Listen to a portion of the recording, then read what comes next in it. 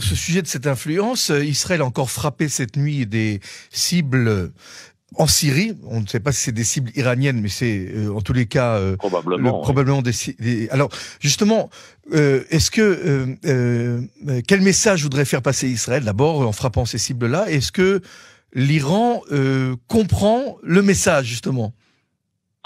Alors, donc Israël a une stratégie qui est de ne pas permettre aux forces militaires iraniennes, donc des gardiens de la révolution, la force Quds qui s'occupe des opérations extérieures, de ne pas installer d'armes effectivement à moyenne longue portée sur le sol syrien.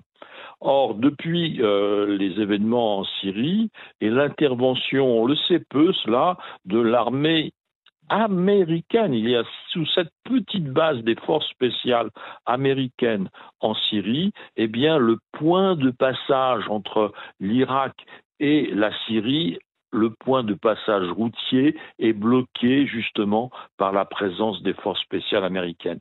Donc, les Iraniens utilisent massivement la voie aérienne, d'où l'importance de l'aérodrome de Damas, d'où les frappes israéliennes, maintenant qui sont de plus en plus nombreuses autour de cet aérodrome qui reçoit une aide militaire du régime iranien. Et le régime iranien a conscience qu'il n'arrivera pas à arriver à ses fins si Israël continue évidemment ses frappes et si les Américains donnent le soutien à cette politique?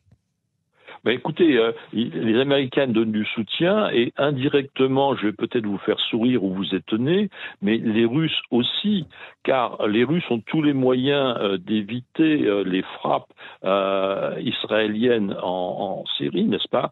Ils ont de très bons moyens de détection, ils ont des missiles anti-aériens de très nombreuses technologies. Donc ils pourraient intervenir, mais eux non plus ne voit pas d'un bon œil, d'un point de vue géopolitique, la présence iranienne en Syrie, parce que depuis 1977, voyez-vous, année de la signature de l'accord d'amitié entre la Syrie et l'Union soviétique, eh bien depuis 1977, la Russie, Union soviétique, était le seul influenceur en Syrie.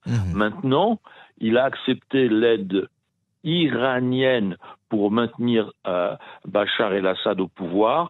Il en paye le prix avec la présence iranienne, mais si cette présence peut être limitée par l'intervention d'Israël, voyez-vous, il y a là une complicité objective. Oui, une convergence d'intérêts en fait entre la Russie. Alors, voilà, Gérard, vous savez qu'en Israël nous parlons beaucoup de la réforme judiciaire. En France, vous parlez beaucoup de la réforme de la retraite. Mais qu'en est-il en Iran de la contestation féminine intérieure liée au voile? On n'en entend plus parler, ce qui ne veut pas dire qu'elle n'existe pas. Qu'en est-il aujourd'hui en Iran? Eh bien, écoutez, je crois qu'il y a une formule d'un livre qui est sorti il y a quelques mois en Iran, Le feu couvre sous la cendre. Et effectivement, c'est ce à quoi on assiste actuellement. Donc, le comportement des femmes continue à rejeter le voile. J'ai vu aujourd'hui des images d'un groupe de jeunes, de dizaines de scooters traversant Téhéran. À l'arrière du scooter, eh bien, il y avait des jeunes femmes dont aucune ne portait le voile, voyez-vous. Donc il y a des manifestations qui restent en pleine journée. Toutes les nuits, tous les soirs, vous avez des cris qui résonnent à l'intérieur des bâtiments dans les zones résidentielles de Téhéran. Et vous entendez des morts au guide. Bon, il y a vraiment une contestation très soutenue et puis de très nombreuses unités qu'on appelle des unités de résistance. Il y a plusieurs groupes, donc plusieurs milliers de ces unités de résistance qui sont constituées autour de l'organisation des Moudjahidines, des combattants du peuple iranien, et qui toutes les nuits interviennent en lançant des cocktails Molotov sur des bases de la police, des bâtiments du pouvoir judiciaire ou des congrégations religieuses. Voyez-vous, il y a vraiment un bouillonnement permanent.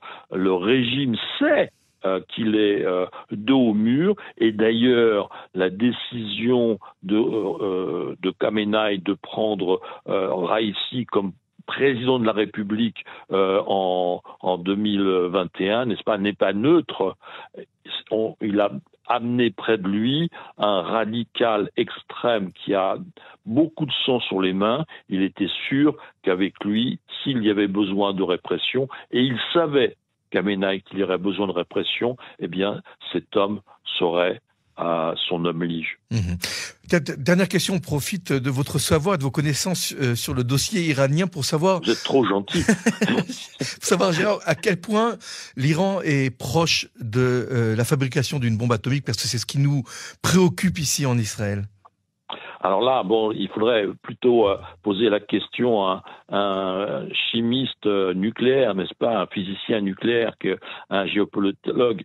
Mais il y a certainement un certain délai. On ne peut pas passer de 60% d'enrichissement à 90% plus instantanément. Il faut en plus bâtir un dispositif, et puis troisièmement, il faut tester. Donc voyez-vous, il y a, je dirais pas des années, non, certainement pas, mais il y a un certain temps nécessaire pour que l'Iran suive ce chemin-là, et je crois qu'il faut faire entièrement confiance au réseau d'information que les uns et les autres, et vous voyez ce que je veux dire.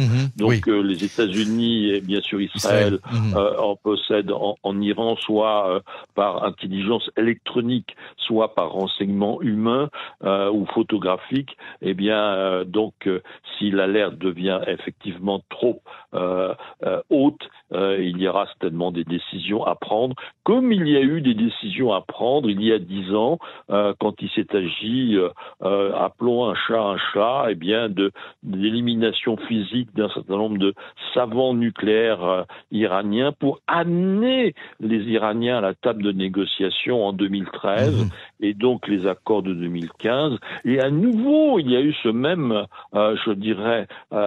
stratégie mise en place. Souvenons-nous de l'élimination en novembre là, de Fakhrizadeh, qui était aussi un haut responsable du programme nucléaire et de balistique. Et oui, vous avez rappelé qu'il y a des mitraillettes toutes seules qui se mettent à tirer sur des voitures de façon tout à fait innocente. Voilà.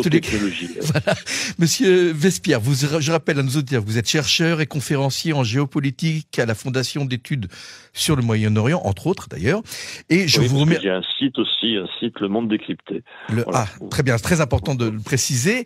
Et je vous remercie infiniment de nous avoir d'avoir éclairé nos auditeurs et auditrices sur ces ondes de Radio Cannes. Et j'espère bientôt vous retrouver pour des nouvelles aussi optimistes avec